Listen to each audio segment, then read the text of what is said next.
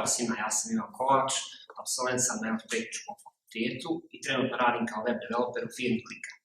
Na Akademiji 37 ću držati kurs Ruby on Rails za početnike, gdje ćemo kroz praktičan projekat proći kompletan razvoj jedne Ruby on Rails aplikacije, od podešavanja, instalacije, razvojnog okruženja, pa do deploymenta na Heroku platformu, produkcijski server.